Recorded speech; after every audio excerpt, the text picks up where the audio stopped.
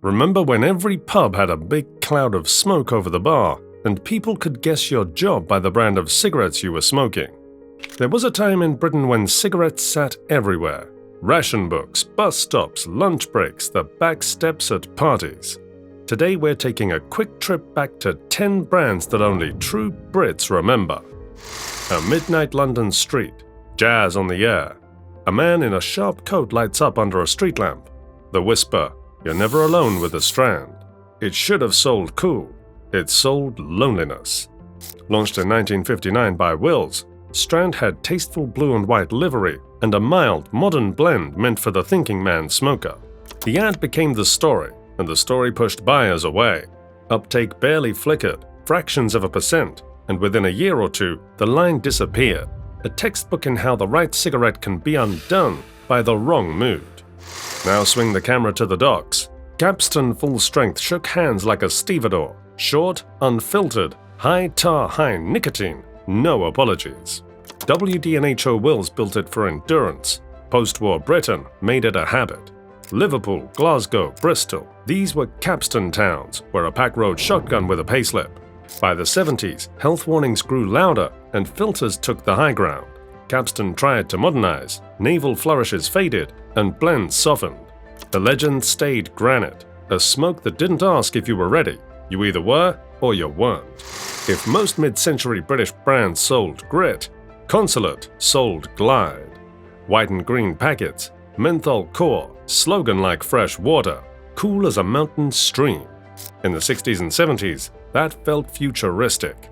The draw was gentle, the throat felt spared, and price sat comfortably mid-range. Roughly 35 to 40p for 20 in the mid-70s. New smokers and style watchers took notice. Menthol's halo dimmed over time, and decades later, regulation finished the job.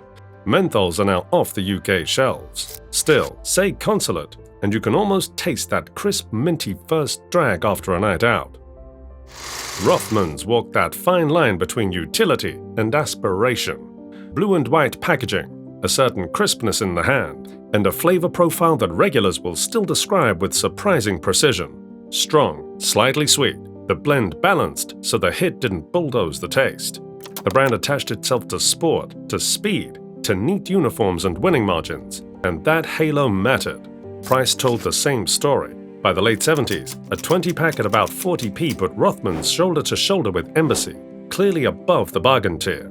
Later, decades softened the edges. Tar and nicotine levels came down. The old king-size character blurred under corporate reshuffles and standardizations, but the memory of the original line endures. Ask the people who swore by it, and they'll talk about equilibrium. Enough strength to feel honest, enough refinement to feel chosen. Technically American, spiritually expatriate, Camel drifted into Britain like a jazz record in a brown paper sleeve. Imported, a touch pricey, immediately coded as different. The desert iconography and pyramids sold story before you even opened the foil. Unfiltered in its most recognizable form, Camel found a home in urban enclaves. London, Edinburgh, Brighton, where artists and readers and club regulars compiled their own identity kits.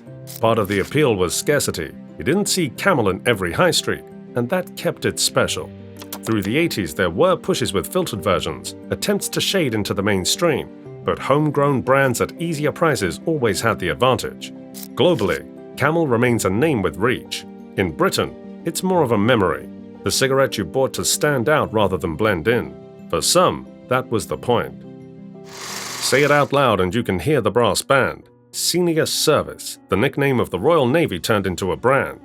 Gallagher took that patriotic imagery and wrapped a serious cigarette. Unfiltered, full-bodied, proud of the burn, in a white pack marked by an orange-blue stripe and maritime motifs. Through the 50s and 60s and into the 70s, it read as premium without peacocking. Early 70s pricing around 50p placed it in the mid to upper bracket, where you felt you were buying into something sturdier than the everyday. It wasn't Capstan-level gravel, but it wasn't for delicate palates either. Filters eventually crept in as the market shifted, yet the identity was tied to older rituals and older rooms. By the early 2000s, the lights went out. What stayed behind is the silhouette, anchors, flags, duty. A cigarette that leaned into tradition until tradition ran out of road. There was a period when Embassy was the brand, not just a brand. Imperial Tobacco launched it early, refined it hard, and by the 1960s, it sat on the throne, top selling from 1964 to 1970, claiming something like 24% of the market in 1968. The pitch was sweeping and confident. Inhale to your heart's content echoed through TV sponsorships, billboards, and the coup that made the kids jealous and the parents practical, the coupon scheme. Save enough and you could send away for a kettle, a bike, an appliance that made your living room feel like an advert brought to life. Embassy Gold tilted premium. The baseline kept the middle sweet. Medium-bodied, smooth, not rough on the throat. It did the everyday job well and told you so in polished red and gold. Health campaigns got sharper, taste shifted, and by the late 80s, Embassy's hold loosened. The name lives on, but the Britain-dominating variants are museum pieces now, remembered in glove boxes and handbags and scrapbooks of traded coupons. If Embassy was the establishment, Number 6 was the hustle. Launched in 1965, Players Number 6 answered a simple question. What if the filter crowd could have something affordable that still felt like a proper smoke?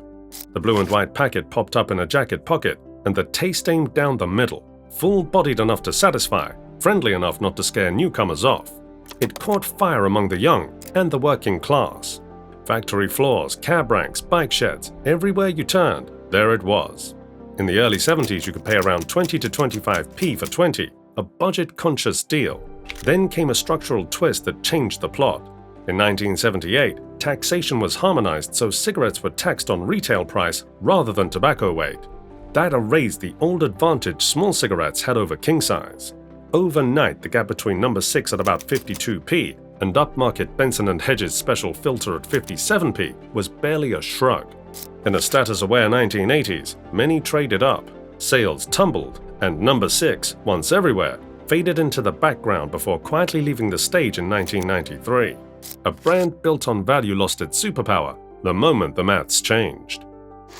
Named for an earl dressed in red, white, and black, Craven A built its house on one word: smooth.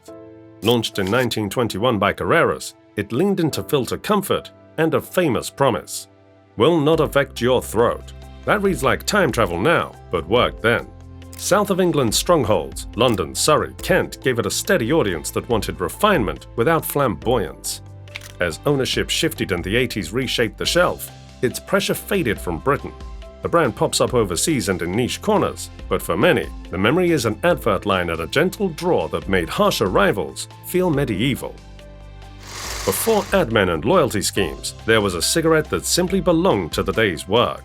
Woodbine, launched in 1888 by Wills, rode through 2 world wars as the soldier's standby. Cheap, strong, omnipresent.